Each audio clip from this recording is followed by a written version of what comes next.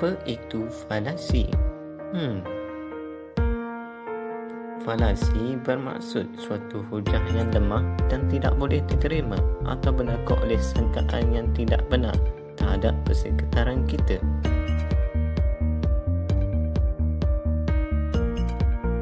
Jenis-jenis falasi. ST generalization. Bentuk falasi antara kerap dijumpai dalam media sosial, lebih dikenali dengan pukul rata. Ini berlaku apabila seseorang mengeluarkan hujah bersandarkan justifikasi yang tidak seimbang, bergantung pada sumber yang kecil diaplikasikan kepada skop yang lebih besar.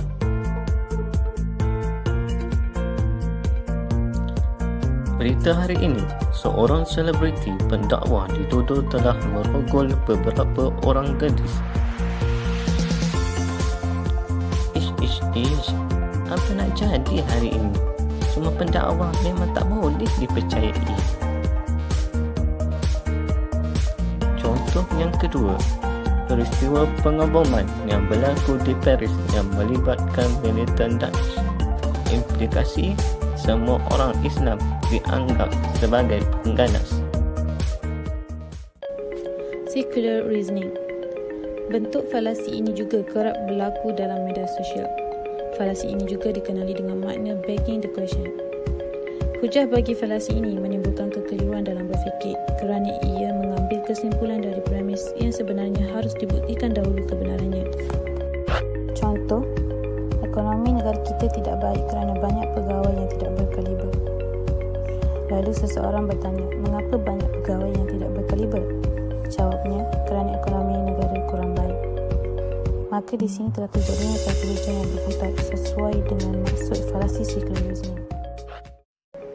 Straw man. Bentuk falasi ini selalunya ditemui dalam perbahasan politik. Makna lain bagi falasi ini ialah orang-orang jerami. Falasi ini berlaku apabila seseorang cuba mengubah maksud hujahnya untuk memudahkannya menyerang hujah pihak lawan. Contohnya, kerajaan perlu mempertingkatkan kualiti pengangkutan awam. Implikasi, seseorang yang menggunakan falasi strawman mengatakan bahawa takkanlah semua benda kita perlu bergantung dengan kerajaan.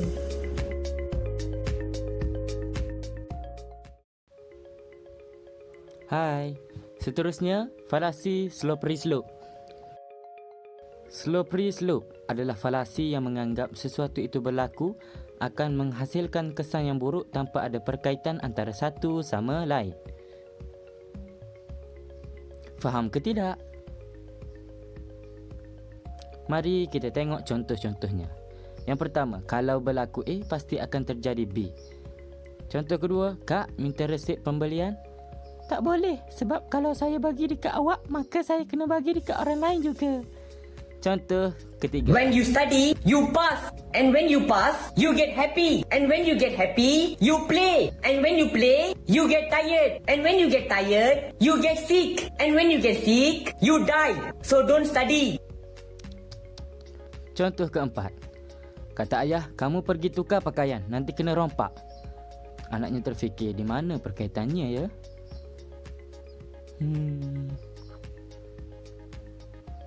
Nah, kita boleh tengok tiada perkaitan antara situasi dengan hujahnya, bukan? Sekian dari saya, terima kasih. Hingga jumpa lagi. Kaedah minum bahasa Latin untuk tutur pesan adalah istilah yang merujuk kepada beberapa jenis argumen yang kebanyakannya salah. Versi yang pertama menunjukkan seorang budak lelaki berdiri menakut seorang lelaki biasa yang merokok. Lelaki tersebut membalas, kau budak apa tahu. Ini contoh kaedah minum personal attack. Seorang budak itu tidak salah, tapi dengan melabeli si penyampai budak-budak apa tahu menjadi kerja balas. Versi kedua iaitu Haji bekerja menjual perhiasan iaitu emas. Kemudian ditangkap oleh polis atas tuduhan meropak kedai emas dan dibawa ke mahkamah untuk disoal siasat berkaitan peristiwa rompakan tersebut. Jenayah tersebut memutar balik fakta dengan mengatakan bahawa Buat apa saya nak mengampak lagi emas sedangkan saya bekerja di gedak emas? Seolah-olah hudahnya untuk menirukan orang awam untuk menyelamatkan dirinya. Biasa berlaku dalam kes mahkamah menggunakan peguam untuk mempertahankan anugerahnya. Contoh adalah minimum hujah penghasilan. Satu yang ketiga iaitu berlaku pelanggaran kereta di antara orang yang kulit putih dan hitam.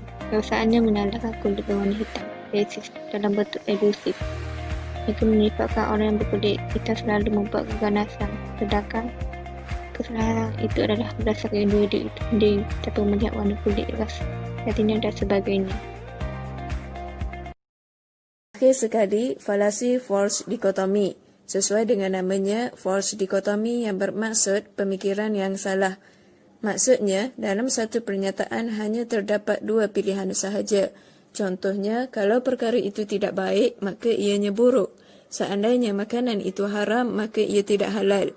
Perkara ini selalu berlaku tanpa sedar mungkin dalam kehidupan seharian kita. Contoh pada isu semasa berkaitan dengan pemikiran yang salah iaitu isu mengenai pendakwah muda dan insyait yang direman atas tuduhan rogol. Jika diperhatikan, ramai netizen yang menyebelahi dan insyait dengan berpendapat bahawa perkara ini tidak mungkin betul kerana beliau seorang pendakwah. Dan ada juga sebahagian daripada netizen yang tidak menyebelahi dan insyait dengan menyatakan bahawa perkara ini tidak mustahil akan berlaku, sungguh pun dia itu seorang pendakwah. Falasi ini hanya memfokuskan kepada dua perkara iaitu betul dan tidak betul. Sedangkan dunia tidaklah sesempit itu kerana pilihan seharusnya tidak boleh dibahagi kepada dua begitu sahaja. Ada banyak perkara yang perlu dipertimbangkan sebelum menilai orang tersebut. Jadi kesimpulannya, inilah jenis 6 falasi yang umum berlaku. Semoga kita semua dapat manfaat dari video ini dan tidak mudah tertipu dengan orang yang menggunakan pernyataan sesat fikir untuk berusaha mempengaruhi kehidupan seharian kita. Akhir